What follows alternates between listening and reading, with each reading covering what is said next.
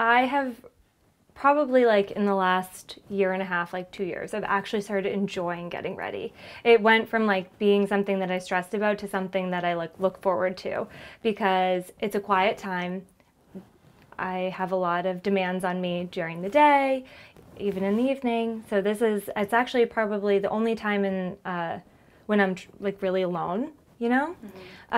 So I try to make it fun, actually. Yeah. And I play music. I will light a candle or I'll do something, but I'm really trying to recognize and appreciate the quiet that is this time for me, because the day is just going to go like this. And I have 20 minutes that are just mine, and I just want them to be awesome. When I'm getting ready, I'm really thinking about big picture, and I'm thinking a lot about my life, so it's nice to have a photo of my husband here. You know, he's obviously an amazing supporter, and I'm very grateful for him, and so, you know, I like to have him here.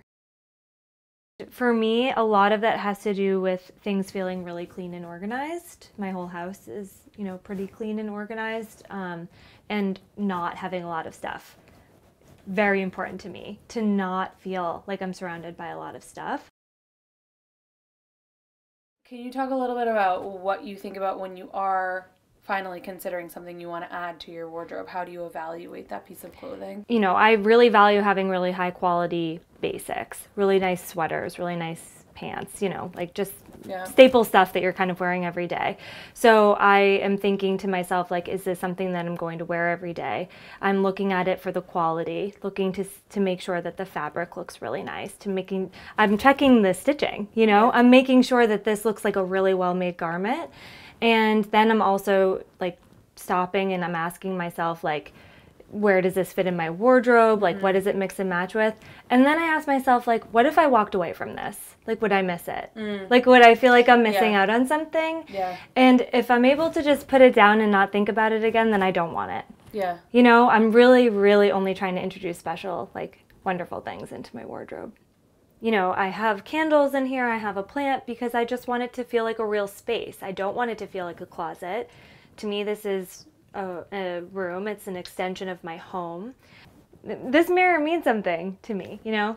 It was in our old office before we moved to our new office. And, you know, it didn't really have a home in our new office, but I loved looking at it at our old office, and I wanted to continue being able to see it because it's beautiful, and I love the color, and I love the detail. So it was really an honor to get that from you and have a piece of your family. I'm a firm believer that you should not have off-season pieces in your wardrobe. It is, to me, it makes your decision process longer and harder. Even though you know you can't wear that lace tank top in the middle of February, if it's in your closet, it makes you think, oh, the lace tank top, and you've just devoted a second to it, a thought to it. It doesn't even deserve that amount of time. It should not be in your wardrobe. It should be folded and put away, and then when summer comes, you can pull that bin out from wherever you've been hiding it, and it will be like, oh, I forgot about this. I have this whole new top again. We're going through your closet and you're pulling that stuff out and deciding, like, you're fed up.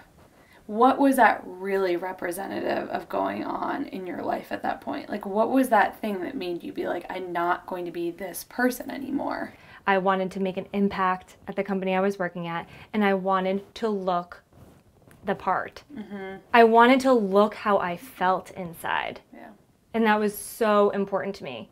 So getting rid of all of that crap was like, it was like I had raised the bar on myself.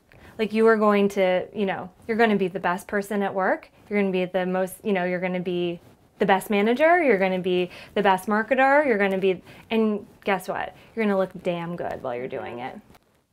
I think that appearance is something that is incredibly important, and I care deeply about my appearance.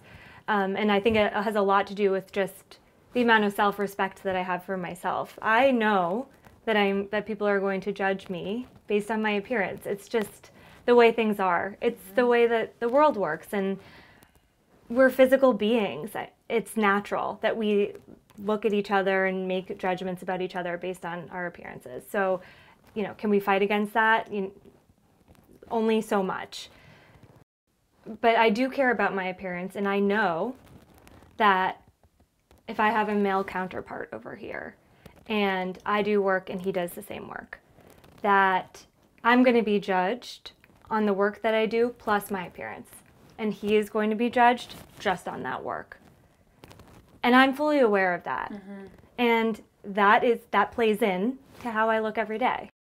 It's tough because I respect our customers, and obviously, like, they know their workplaces and they know the boundaries and they know their limits. But I also want to say to them, who fucking cares? It's not about how tight something is or loose or low or whatever. It's how you present yourself in it. It's how you feel in it. You and I could be wearing the exact same dress. And if I'm confident in owning it and you are totally uncomfortable, everyone is going to say that dress didn't look good on Jay, or that Jay was not wearing the right thing, or whatever. They will totally call that out, and won't even notice how tight it was on me. It's totally up to you how people perceive what you're wearing.